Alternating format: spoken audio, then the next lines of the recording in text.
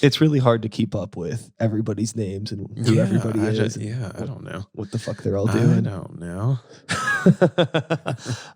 Okay, cool. So it looks like all of our settings are good. Cool. Everything's good. You can hear yourself. I can. You can hear me. I can. Good. You have your water, not I on the do. table. I don't want to plug Aquafina. You just kind Oh, of I did. just did. I mean, Water X. Hello and welcome to Start the Beat with Sykes. My name is Sykes and this is my podcast. Before we get started, I just wanted to take a quick moment to thank everyone who checked out the last episode. If you're one of the people who listened to that conversation, I hope you enjoyed it and thanks so much for coming back. But for those of you out there who are new to the show, welcome. Please feel free to make yourselves at home. And as always, there's beer and soda or water in the fridge. Invisible cheers, because we're not going to plug said company. I'm joined here today by my new friend, Andrew Muse. How you doing? I'm good. I'm okay. Say hello to the internet. Hi, internet. Everyone's really happy that you're here. I'm happy that you're here, and I'm really excited to talk to you about your music and your art and all of these things that you're doing. Thank you so much. You reached out to me maybe a month or so ago? Yeah, it was around the time that I dropped the record, which was like 2 months ago. We're speaking of Smokers Row. Smokers Row. Wow. Available on Bandcamp. Available andrewmuse.bandcamp.com. Check it out. Yeah, it's been selling pretty decently. I think I've sold like 10 copies, which is which I think is the most I've ever sold. Yeah. Rolling in it.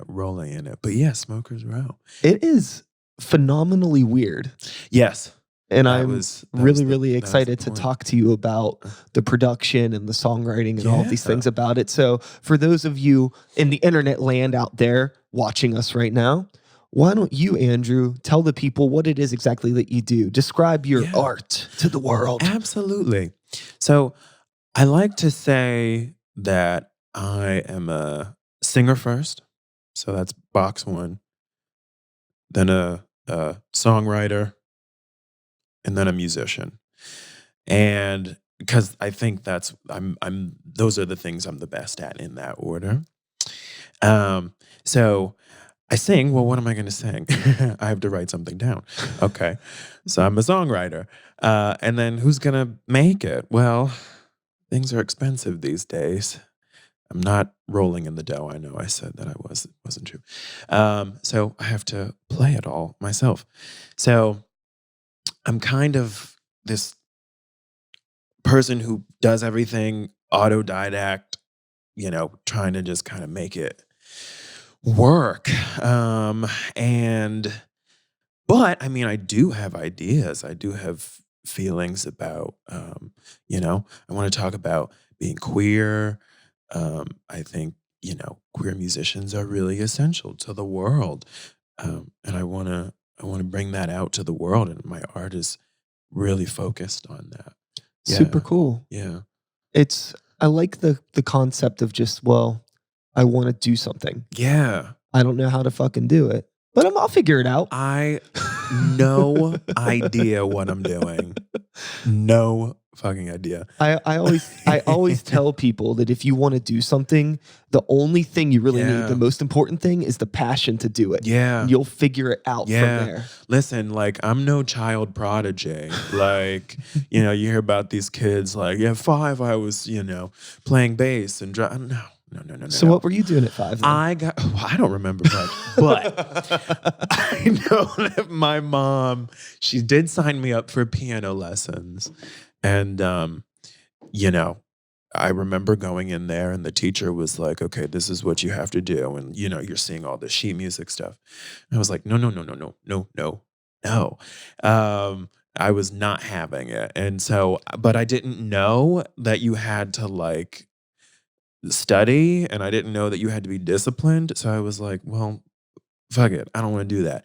Years later, fast forward to like 17 or 18, I went to Pitt, and Pitt has a music school, and they have a music building. And I took an intro to piano class. I was like 17, and they had practice rooms. So I would go down there and practice. And I was like, oh, this is fun. I don't know what I'm doing. And I'm not really reading the music, but I'm kind of just like playing with the keys. And then I was like, oh, you can make this chord, or oh, this is that. Yeah. So like I just went for it. And I didn't start making music because I didn't think I was good enough to like produce myself or to arrange, which I'm all doing now. So I was determined. I said, you have to be disciplined. So I was old enough to do that. That I wasn't at 5, or probably 8 is more accurate. But now, well, then when I was a little older, I said, okay, this is what you got to do. You got to learn your scales. You gotta. I still don't know how to read music, but it still takes some discipline, sitting down and Well, I think what doing it matters the most is the end result. Yeah, exactly. Listen, and if you're just like banging at the keys and you're like making great music, great art, God bless. Well, I mean, I think that speaks a lot to the concept of pop music in general, where you have a lot of music that in the pop realm that maybe technically isn't the most impressive, but in terms of connecting with human beings, it's technically impressive. And I think that's why a lot of people overlook that in pop. Yeah. The important thing, one of the hardest things in the world to do, is to actually connect with other people through a piece of art. Yeah. And something that's just like this technical, beautiful thing is only going to resonate with other people that understand how to play it. I mean, that's the end goal. That's I think what all musicians are shooting for, is to connect with people. I like a Sam Smith song. I like a Camilla Cabello. Sure. But but I'm into, Bjork and weird stuff like that. But of course, that stuff all connects with me. So. I just saw Bjork in New York City. Oh, you did? Yeah.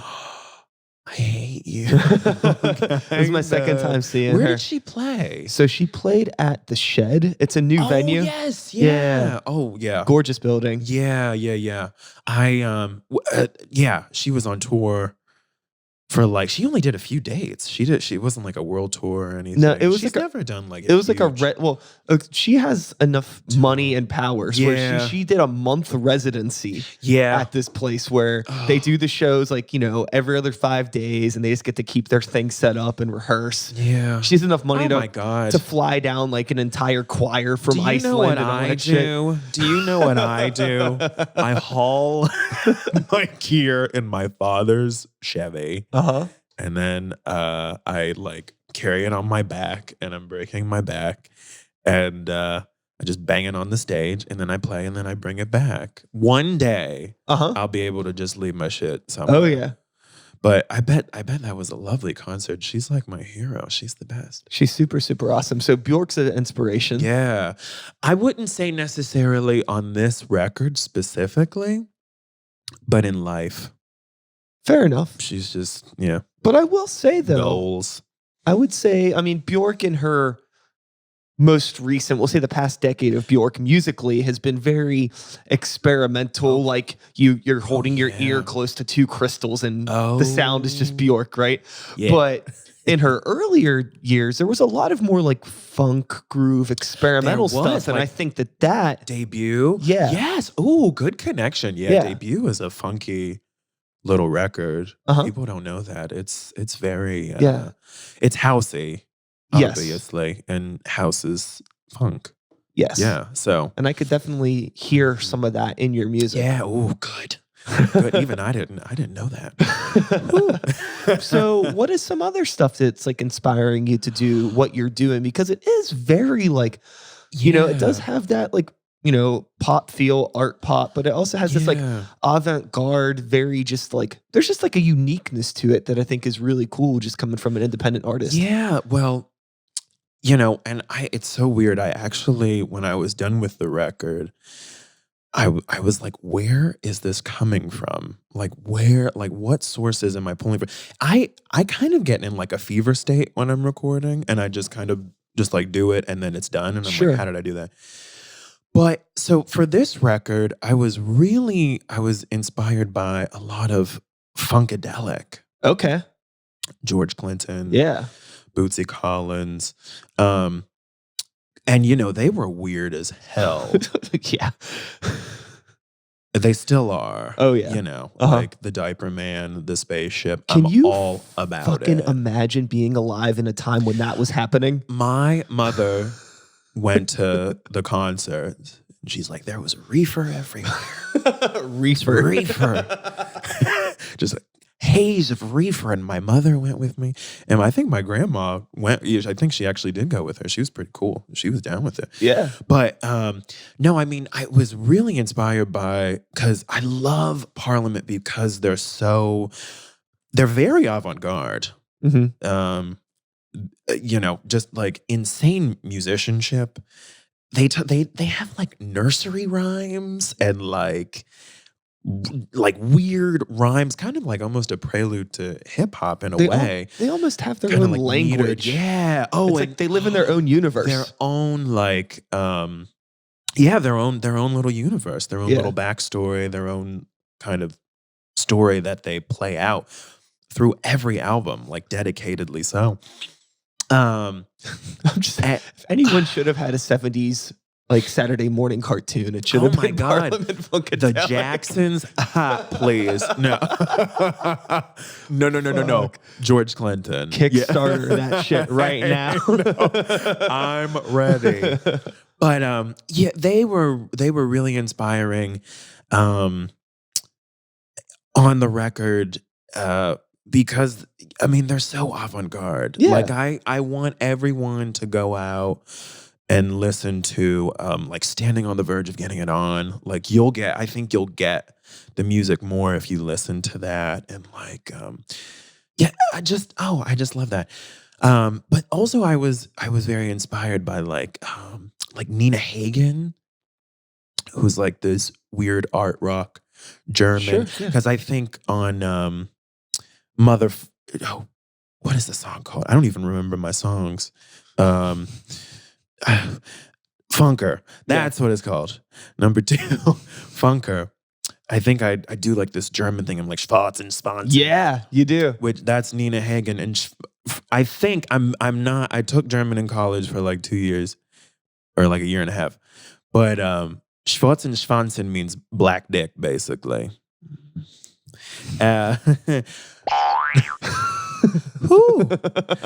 Sorry, I'm so lowbrow.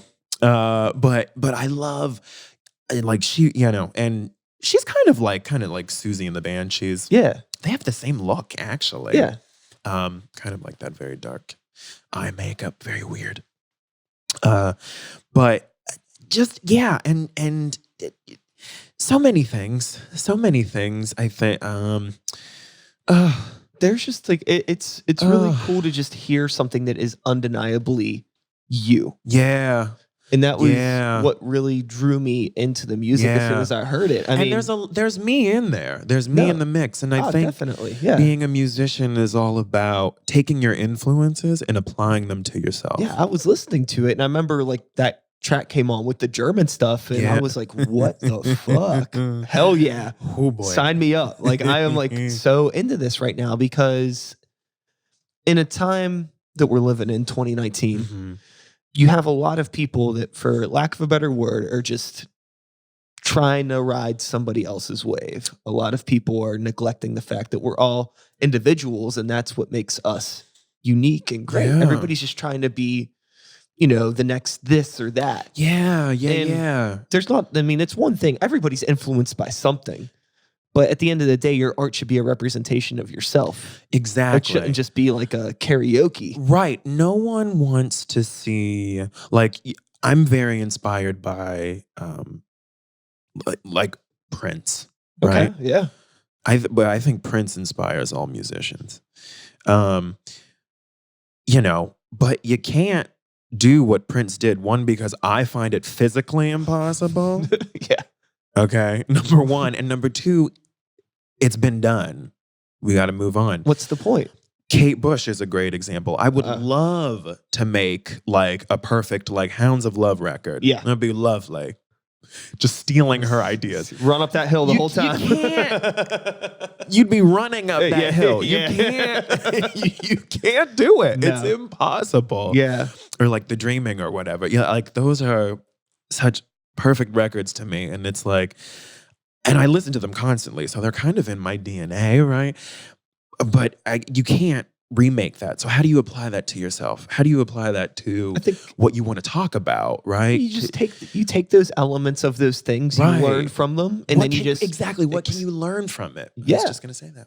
You just learn, like, what is it exactly about something like Kate Bush, Hounds of Love, that makes you feel something. When I listen to that album, it's just like, okay, she has an insanely unique voice with this incredibly stripped back production, and it's, lots of reverb, lots of just gorgeous textures. It's just like, listening to that album makes me feel like I'm in like the most comfortable bed sheets on the planet, and I could just lay there all fucking day. I feel like I'm drowning, which was the point of the second of part 2 of that record. Yeah. Because it's like, well, anyway.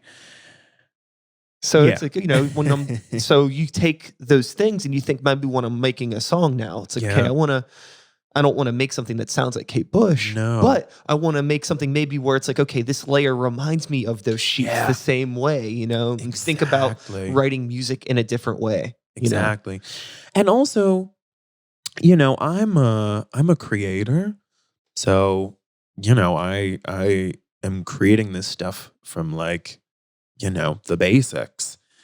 And there's a lot of important growth in that, I think, in growing as an artist and making your own work or being very hands-on with your own work.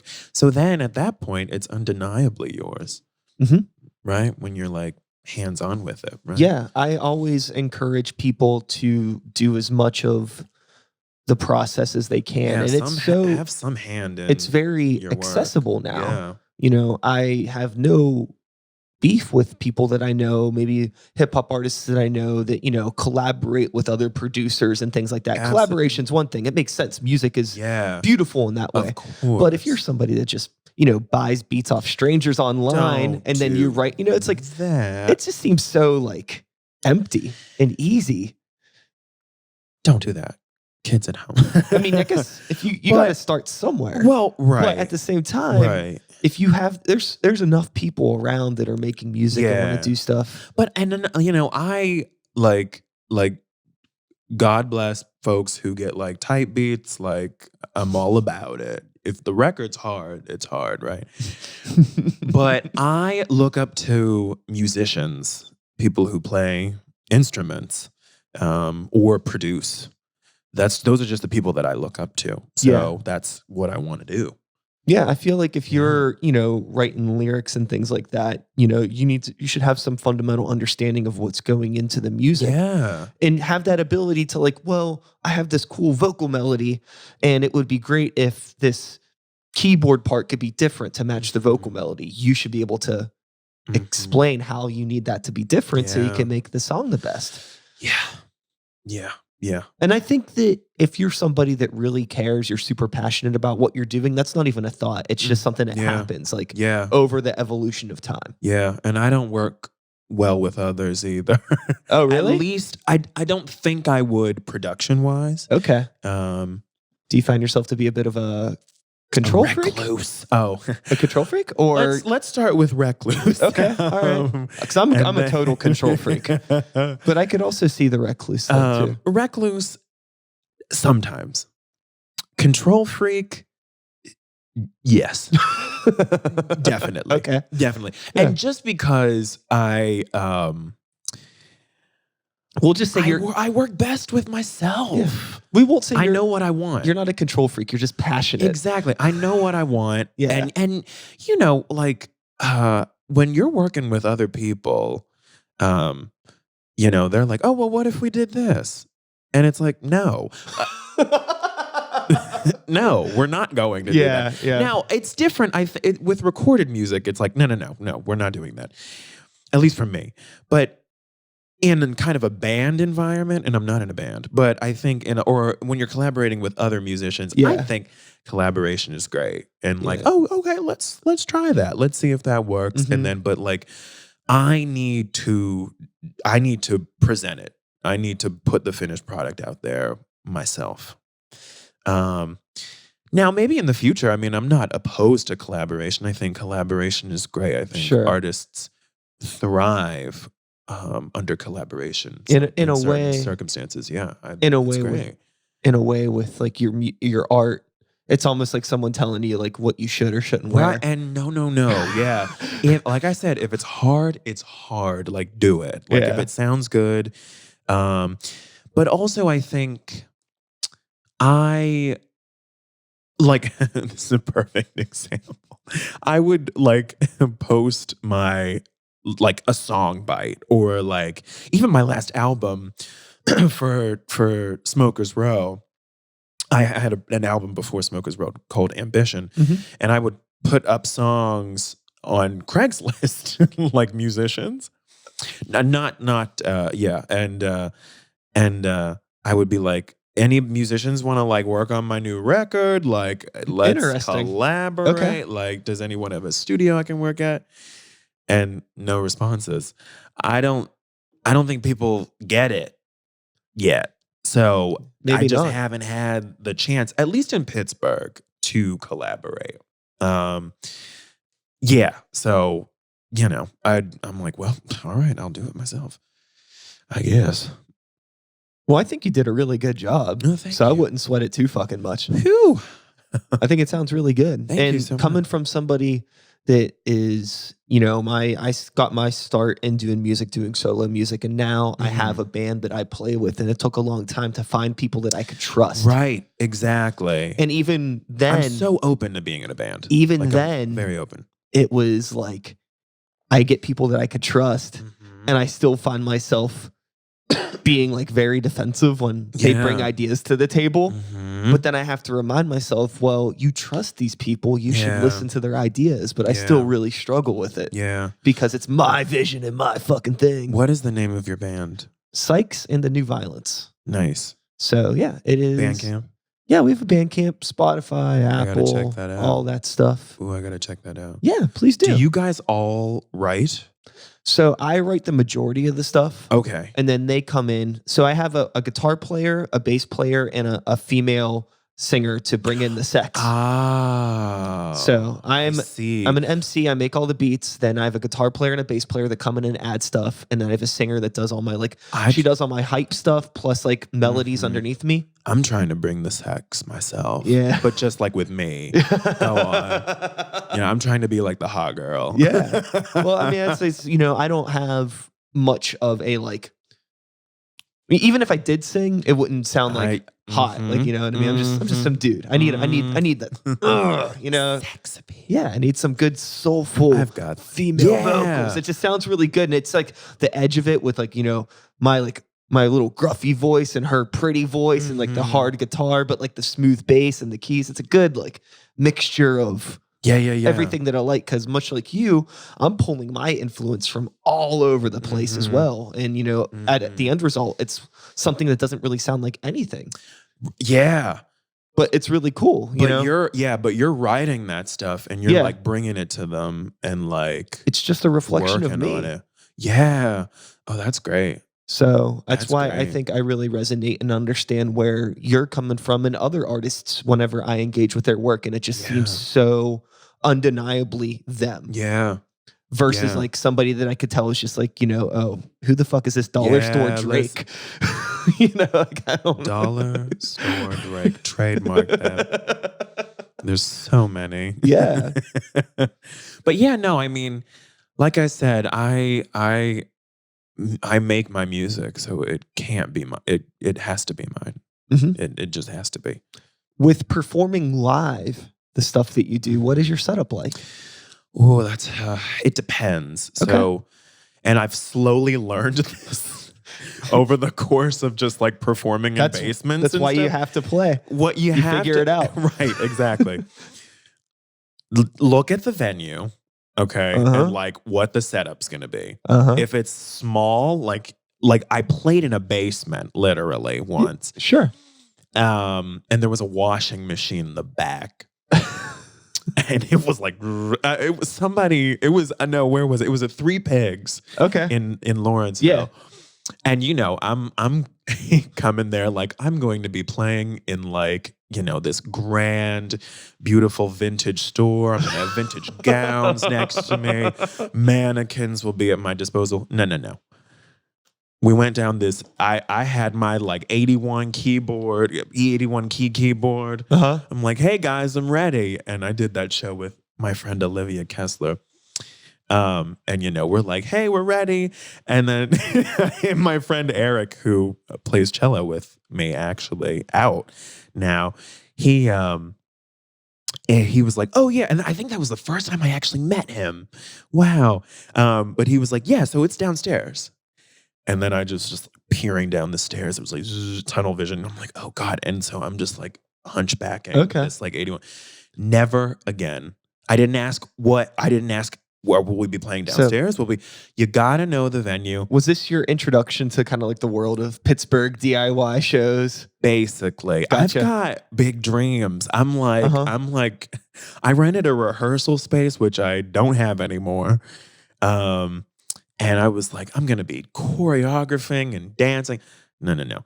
But this basement show, it taught me you got to play for where you are. So if it's a small little basement show or like a small stage, bring an acoustic guitar. Bring, maybe a little baby amp. Yeah. If you want to plug in, Don't go all out. If it's like a club cafe situation where the stage is a little bit bigger, maybe you have more room, bring your big old fat 40-watt amp, which I have, and, bring more things. So it depends. But the past 2 shows that I did, which were like cafe shows, in the past I would have brought like my like keyboard and like amps. No. I brought a guitar. And that's what I've been doing for the past 2. And I told you earlier, I'm having a show. I don't know where it is. It's in some guy's basement. Oh boy. Follow me also at Muzak, MuseMuzak on Instagram. And I always post like when my shows are, what times it's up. It's in some guy's basement for now, but there will be that will all the get appropriate information. But I will be taking just a guitar, just an acoustic guitar. Okay. All but right. in the past, I would have brought my 81 key. Yeah. No. So, but it's very laid back now, and I'm doing acoustic covers of or acoustic versions of the songs on the album. So yeah, that's cool to be able to be. It's stripped down. It's important to be able to be versatile to do things like that. Yeah. Because with my band, I have a very elaborate setup. Mm-hmm. We have live video, lights, costume changes. Must be nice. The whole fucking thing. So I definitely relate with you though, because there's a lot of situations where we have these big dreams. We want to do all this crazy shit, but the opportunities that we have to really, be able to be like Bjork and go and set up a day early and set up all this shit. We can't do it. So it's not fucking happening. Can I tell you like my dream setup? Please. Okay. So it's just like, basically it's like Madonna. Okay. But with like musicians. I'm talking like string section in the corner. We're talking, big ass drum kit. Beautiful. And then me in like some gorgeous costume and play 5 songs, leave for a little bit, change, intermission, multiple wardrobe changes. Yeah. One day. But now we gotta get one outfit. We gotta bring our acoustic guitar. Tell you this though, it's not impossible. I think what you're doing is really, really awesome, and I think that there's a fucking market for what you're doing. Yeah, it's not impossible, and I'm gonna make it happen. I'm gonna work on it. There's a lot of people that are a lot more boring that are playing bigger stages here. You're telling me, right? We won't name names. You know who you are. Yeah. But yeah, no. I highly believe that, don't get me wrong, I enjoy going to a small space and seeing somebody perform some songs in a really Yeah. intimate setting. It's beautiful. Yeah. But me, like, rock and roll, baby. Like, I want to see the whole fucking big show. Pyrotechnics. Give me it all. I love that. That's what I want to do. I want glitter falling from the ceiling. I want light changes. Listen. Yeah. But what the old saying, you got to fake it till you make it. And you got to, I mean, there is nothing wrong with looking fabulous in one costume. No. That's the one thing that I've learned, from the past year of shows with the band. We got like real crazy with the stage show. And it got to a point with me wanting to do so much and being a control freak and not trusting other people to help me. I just wore myself to the fucking bone. Yeah. And it didn't help the performance at all. It got to a point where I was more focused on all the goofy shit than the music. And it's like, well, it's still live music. Yeah. So the music fucking has to be there. And then the other stuff can happen. Yep. But if you're not practicing the songs because you're busy worried about fucking set changes and stuff, people are going to be like, what the fuck am I looking at? It's really hard. So we had to scale it back a bit. Yeah. But it's okay. Yeah, you gotta find that sweet spot. You gotta find that sweet spot of like, where am I playing and how do I make this creative? I think the other thing too is that maybe you can relate with me in this, where we have these big ideas in our heads and we're always expecting the most of ourselves. So we think that everybody else is expecting the most of us. But most of the time, everybody else's expectations of us are super fucking low. Oh yeah. Like they're just happy. I'm not playing around. They're just happy to see us. I was in the bathroom doing my makeup for like a good half hour. Like this is. You're I'm a professional. I'm not playing around. I respect it. I'm not playing around. But I don't have no makeup team. We have to. I was in the bathroom, but I'm doing it. It's important for us to remember, though, when it comes to the shows, though, that people aren't necessarily so concerned with it as much as we are in our own heads. Let me ask you a question. Yeah. And this has nothing to do with the music. When I want to look at the audience, do I look at that? Yeah. There. Oh, perfect. I've been doing that. Okay. Hi, everyone. This is just a reference so I can make sure nothing weird happens. Perfect. Okay. Because I'm like, am I like looking at this camera and like everybody's like, what the fuck is he doing? Yeah. No, you're good. But sorry, I cut you off. What were you saying? What were we talking about? Well, let's move on. Anyways. Yeah, no, we're the best and we're the hardest working men in show business. And everybody's I love failing. I love meeting people that are like that. And I definitely am super looking forward to like watching you grow and come up with stuff. So you've mentioned that the music is out now. It is. It's been out for 2 months. Been out for 2 months. So with 2019, releasing music, you gotta be on the Instagrams. You gotta be on your social media fucking game. Yeah. How are you and social media friends? Are you into it, or do you feel like it's just too fucking much? Well, okay. Listen, if you have mastered it, God bless you. You got it. Like, I would love to know the secret. Maybe it's not even a secret. I don't know. But I don't have Facebook. Okay. I don't have Twitter. I don't have, I don't have a lot of social media. I have Instagram because of this. Basically, and also I think Instagram is like it's a safe space. I think it seems safer. I don't know why than Facebook or Twitter. Twitter is toxic as fuck. Yeah. Facebook can be kind of toxic, but at the same time, you choose who you're friends with on Facebook. Exactly. So you kind of and you dig your own grave when it comes to that shit. But and I don't want to hear unaccompanied by a photo like what you're doing. I want to see a photo. I don't care that, it's Monday again. Yeah, it is Monday again. Shut the fuck up. I want to see a photo. But, I'm navigating. I find that when I do shows, I get like 2 or 3 more followers, which is pretty rad, I think. I think that's awesome. 'Cause Growing is growing. That means you connected with two people and now they're like interested in like your work. And sometimes that translates into sales. Yeah. So that's Or awesome. hopefully they tell one or two of their friends. Right, exactly. And you might see them at the next show. But I'm not a heavy Instagram user. I like a good story. I like showing off eyeshadow on Instagram. Follow me on Instagram for that alone. I'm working on it. But I don't really like staying on social media because, it's that age-old story of like, it makes me feel bad. Everyone's having fun and I'm not having fun. Yeah. I don't like the photos. I don't look ABCD. I don't look as good as I could. I mean, it's just like too much pressure. Yeah, it could be I very, would love if very somebody, toxic. yeah, I would love if somebody could just like take photos of me and post them on Instagram, and I would never have to look at Instagram ever again.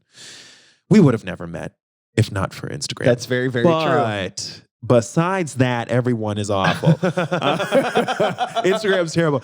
No, but It's not bad. I just find it to be very exhausting for me personally. It's quite exhausting trying to find photos that you think you look flattering in, and then it's that thing where you post the photo and you're like, why hasn't anybody liked this yet? It's been 24 hours. Why do I only have 15 likes? It's like, well, why does it even matter at the same time? Like, you're dumb. Shut up. Get back to work. Start making music. You have friends. I hope, right? But you're worrying about all that superficial stuff. I don't know.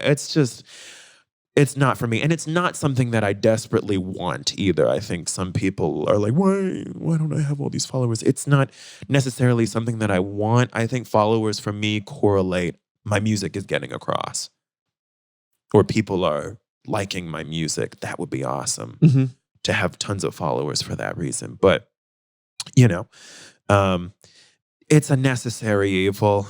It's a great way to plug your shows. It's a great way to get in touch with, people. I just find it's hit or miss. I really just wish that there was a way to market music in some sort of a social channel that people use that wasn't Instagram, just because you're battling, the salad that Karen had for lunch, or Karen salad does look pretty good. Yeah. But my music's better. Right? But on Instagram, it all looks the same, versus being able to have a place where somebody's like, oh, I want to know what the new cool music is. They're going to like Spotify playlists, and those are all monopolized by record labels and shit. And it's just like, of course, it doesn't help us at all. No, it doesn't. Womp, womp, womp. The only way to really seems to be successful is like, well, okay, I'm a musician, but everybody's on social media. So now I have to be this like social celebrity. And it's like, I don't want to do that. I just want to be a musician. But now you got to be both. Yeah, you gotta put in both. You gotta put in both if you want to get anywhere. But I don't, I'm still fairly new to this. I have 2 self-produced albums under my belt. I'm not jaded at all. So the followers will come, they will go. I'm along for the ride. You gotta make music though. I think that you gotta make the music. You gotta make music. You gotta play shows. Yeah, you gotta play shows. And you just gotta resisted that for the longest. You time. gotta keep fucking with yourself. Yeah, that's really it. Yeah, just all that other stuff will fall in line. And you have to believe in yourself. You have to say, I've got something to offer the world. And it'll happen. It'll happen. People will get it. Yeah. Yeah. I've found that putting yourself just into situations, even if it doesn't feel like it's the right fit for you, I've found that just saying fuck it and doing it anyways has definitely paid off for me. Yeah. Like I've played 3 shows the past 3 days. And I play in 2 different bands. So I have my hip hop project. I played with that Thursday and Friday, and I have a heavy metal band too. And we played last night. And with those, Where'd you play? Last night we played at the new Black Forge in McKees Rocks. Yes. That place is pretty insane. I've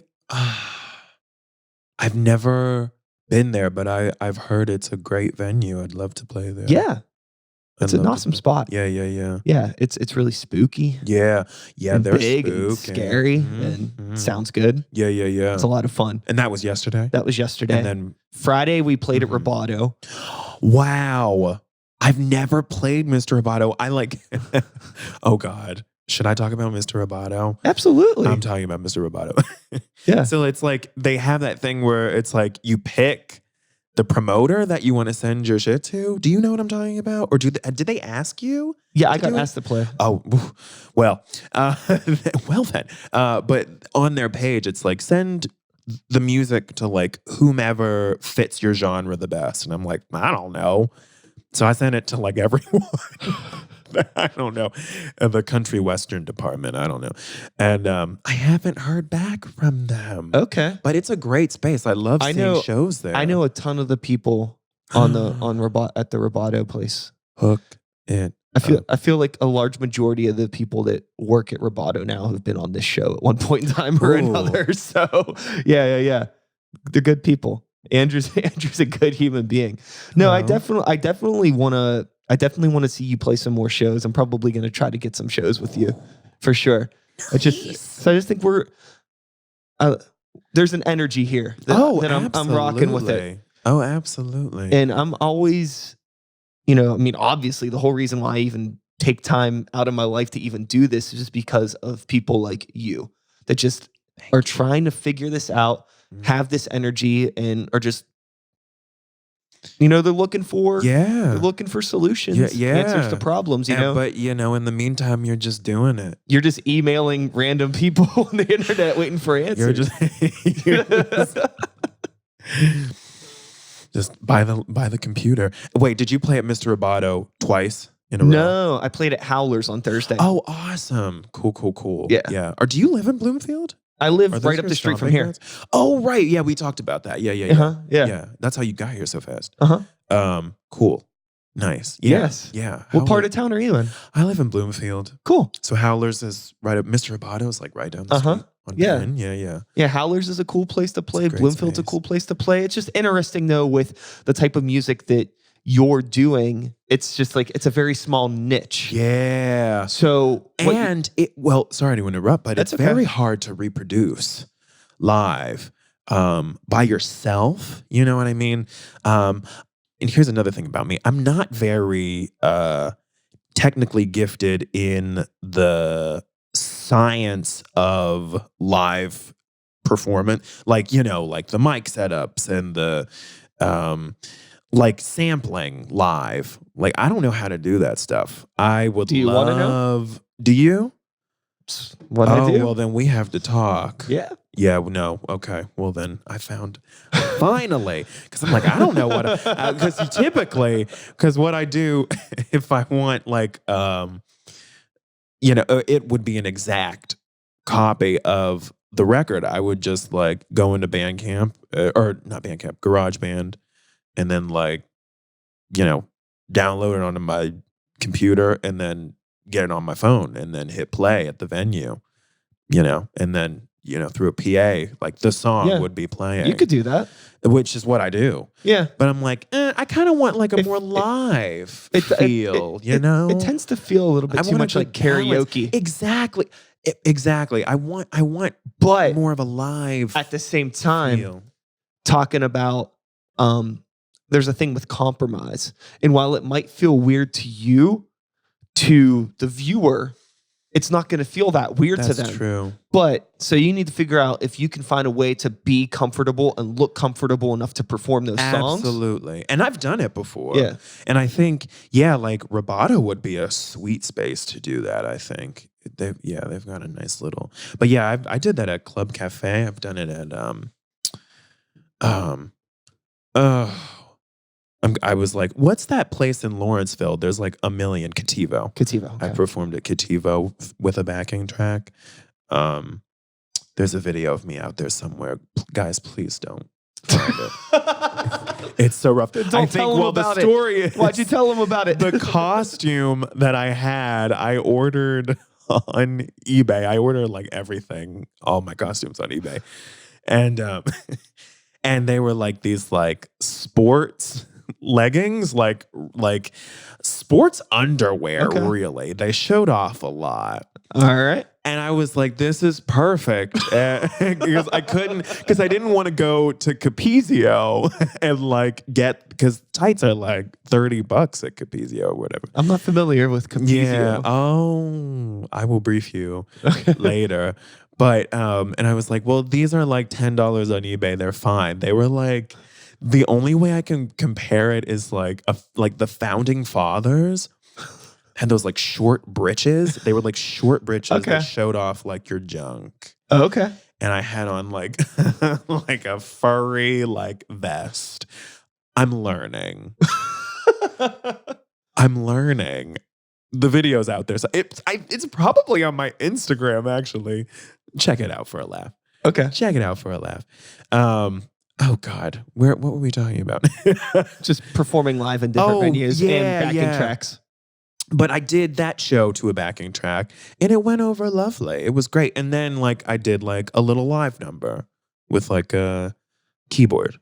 Yeah, I feel like that's the mix. That's the best way to do stuff is to mix it up between go back and forth with them. But you know, I really love because if you listen to, you know, I don't know, what's a good example? Like a Talking Heads record. And then you listen to like one of their live albums. It sounds like the record, obviously, but it has that live feel. I want that. I don't want to just hit, play. Absolutely. But listen, we're working on it. I feel that we're working on it. With me and my story, it became a thing where I was just playing shows, phone, beats for a long time. And then somebody, I kept playing shows and I had a friend that was like, hey, if you ever want somebody to play bass with you, I'd love to play bass. I'm like, okay, whatever. And then just wrote it off for a while. And then somebody was like, hey, if you ever want somebody to like DJ with you, like I'll DJ. And then like, whatever. And then somebody was like, hey, if you ever think about having a drummer?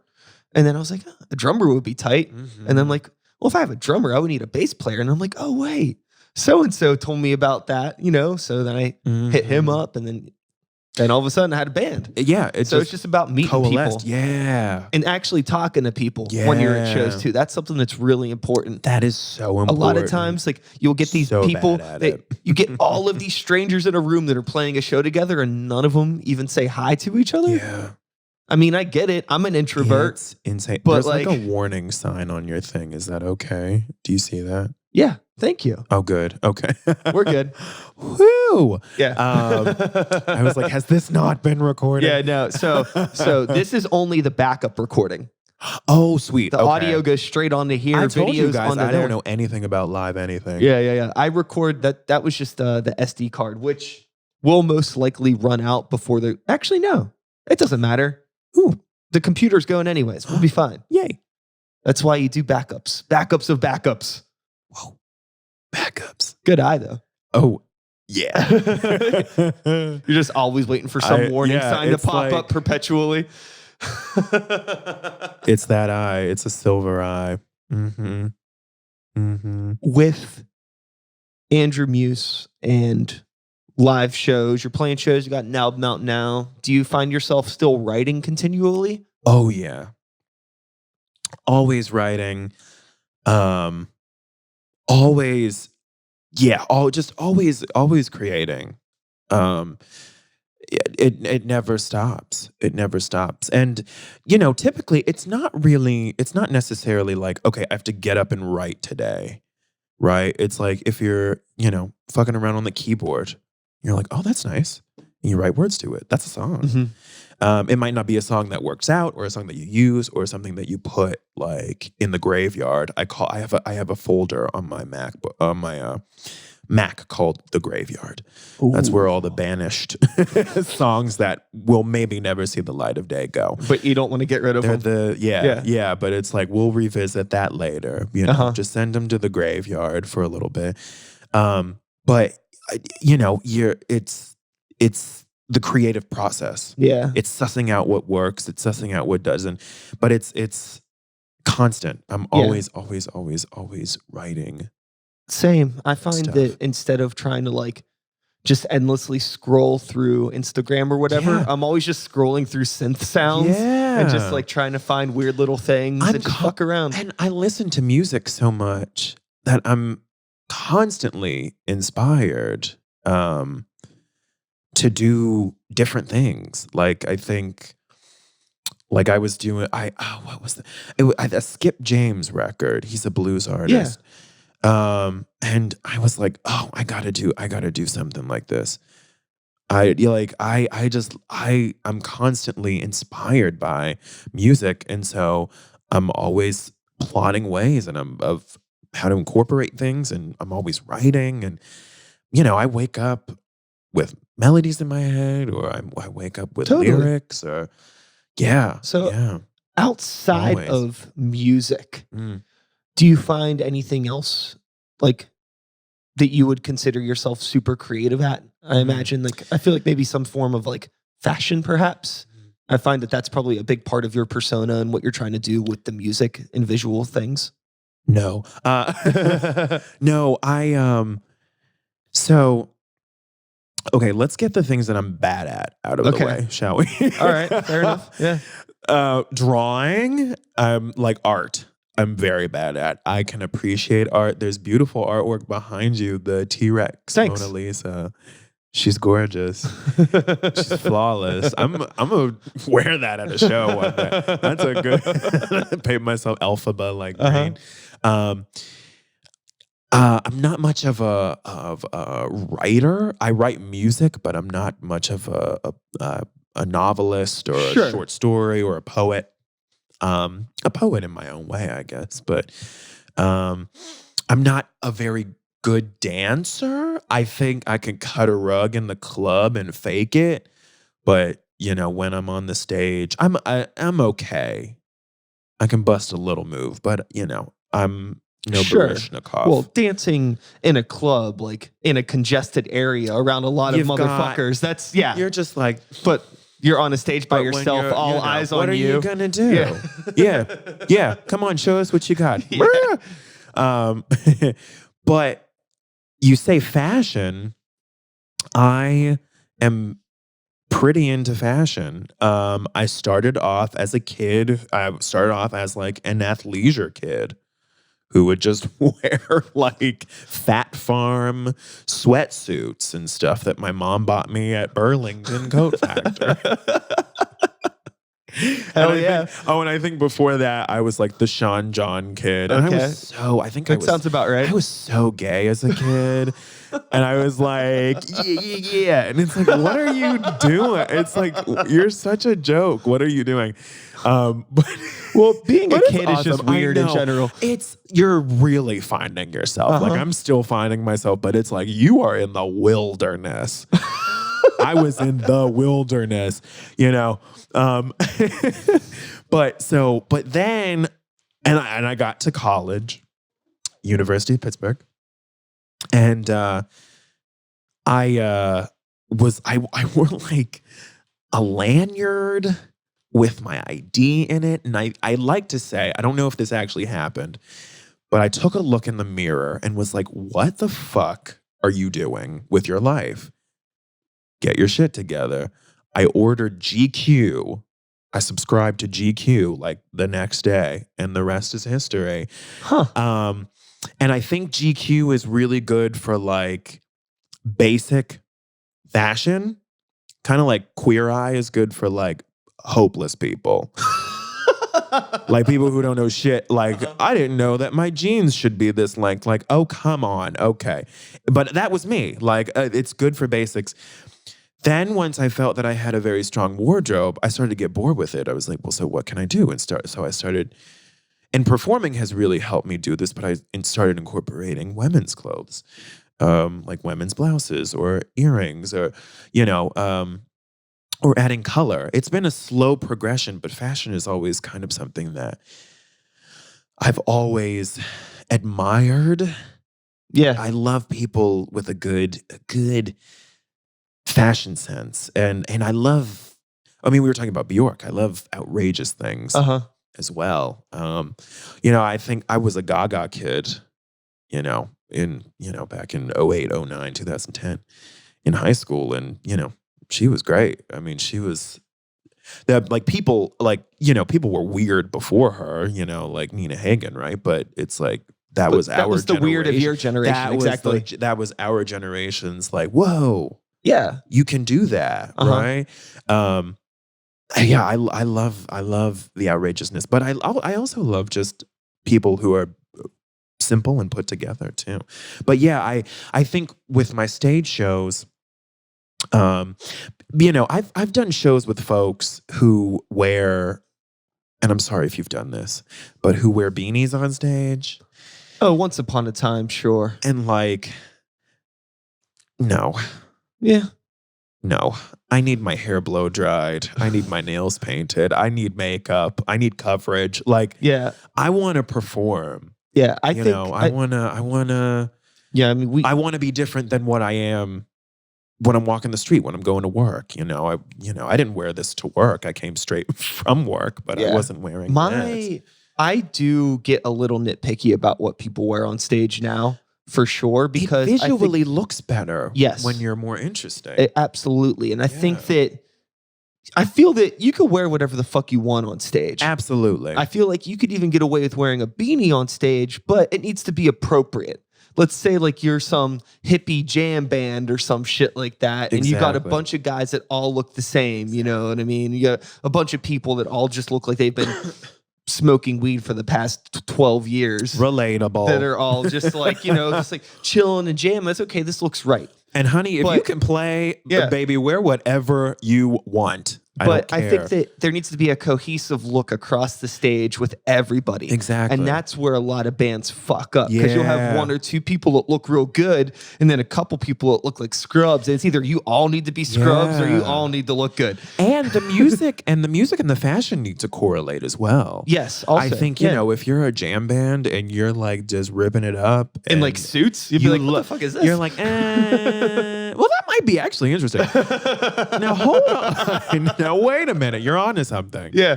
All the jam bands out there, pay attention. But I think this complements my music. I think the look complements the kind of the weirdness, as you put it, of the music, the avant-gardeness of it. I think that, obviously someone's fashion says a lot about who they are as a person. And obviously in the same way, your music says a lot about who you are. So those are just two different reflections of yourself that are coming together to form exactly. It's all a visual representation of yourself. Yeah. It's all art. I've always been super fascinated with fashion, and I'm not a super fashionable person. I like your t-shirt. Thank you. When I saw that, I was like, okay, this guy's cool. I will listen to podcasts and watch vlogs on like Japanese streetwear and all this other stuff. I love the world of it, but like I don't engage with it a whole lot. I just like that it exists. Yeah. And I love watching other people that look really good. Fucking good, and I respect it. It was something that I wanted to do. And that's the important thing. It's not like anybody forced me or I felt pressured. It was like, I need to make a change in my life to better represent who I'm becoming. And that's been because, I didn't always, to say that I would 5 years ago come to a studio and be dressed like this, I'd be like, you're insane. It's been I went from Fat Farm to this, and then who knows, 10 years from now we might be like, oh God, what were you thinking? But that's okay. It's the beauty of life. This is it now, and it has to evolve. It has to. Fashion. That's the great thing about fashion too. Is it's changing. It's changing all the time, and I try not to look at trends too much. No, because by the time we don't need Supreme and by the time this is the way I look at things. Like I am pretty aware of fashion things and trends, but I'm not like super on it, you know? Right. So I pretty much assume by the time a trend comes across my plate, it's already too late. And Pittsburgh, and especially in Pittsburgh, it's like a vortex here. We like, we're like Croatia. No, yeah. We get things like 2 years after they're cool. I swear to God. Fucking talking about this. No, do you know Sarah Sindler, King Reld? Oh, I don't think so. So she does all of this really cool jewelry. She does like custom grills and custom earrings and rings, and maybe somebody that you should link up with because she's local, super awesome, does really cool stuff. I'm into it. But we were talking because I have an uncle who lives in Manhattan, so I go up to New York quite a bit, and I'm always, you know, seeing stuff in New York. I'm like, who the fuck are these aliens walking around? And then 5 years later, I'll see somebody that looks like that in Pittsburgh, and it's like, that's weird that you say that because I was specifically thinking about a time that I went to New York. It was probably 3 goddamn years ago, 2016. Sure. And I was hanging out in Brooklyn, and you'd get on the subway, you'd be on the street, and the girls would have their jeans cut off like a little bit at the bottom, at the legs, and frayed. And I was like, what the hell are they wearing? What is this? This is nonsense. No. It's everywhere in Pittsburgh now. Yeah. Like, and as of like late 2018, perhaps maybe I'm wrong, but I'm like everybody is wearing these like little frayed jeans. That's scary. We're like in a little like time is slowing down. Do you remember like the whole athletic goth thing that was happening? No, I missed that. There was like this Thank thing. Goodness. Well, like there was like all of this like athletic wear, but it was like very like tight and dark and looked kind of gothy. And I remember, there's probably a better word for it. Yeah. But I remember I was in New York and I kept seeing all these people that just like looked like, like some real street motherfuckers that, looked like me at the goth club 15 years ago or whatever. I was like, this is really weird. And then now, I see a bunch of kids like downtown going to schools and stuff that are dressing like that. And it's like, well, yep. Takes a few years, but it does get here. It will get here, just like Croatia. It gets here when everything shows up on clearance at the Burlington racks. Listen. I feel like you're coming for my past me. But it's real life, though. Because that was me. Like, Mom, it's $12. This Coogie, like, oversized baseball tee is only $15. Yeah. Can we get it? She'd say no, but ooh. But I mean, it is what it is. And I don't got a problem with it. Listen, it's just how do what makes you happy. Yeah. And fashion is different for everybody. Everyone goes through their own fashion journey. Keep growing.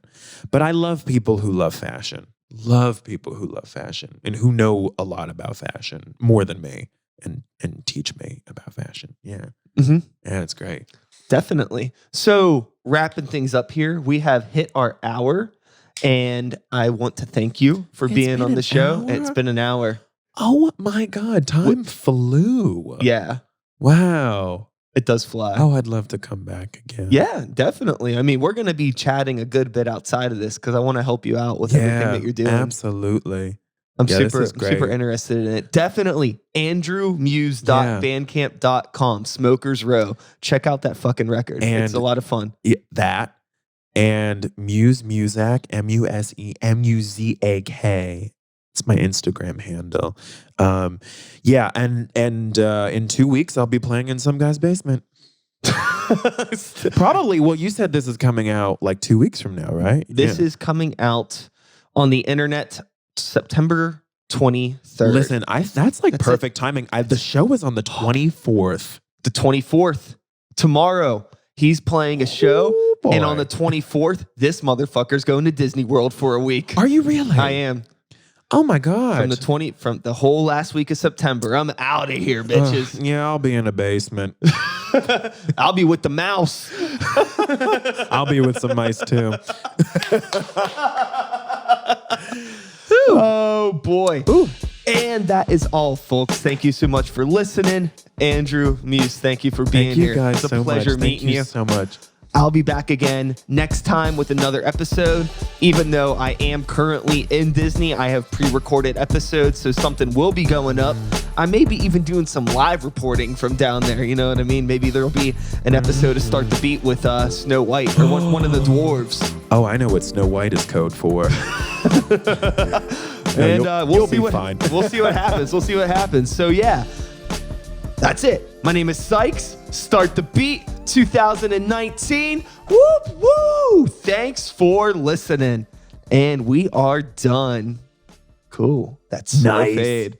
Thank you. Ooh, that was so fun. Hell yeah, that was a blast. Baby's first interview.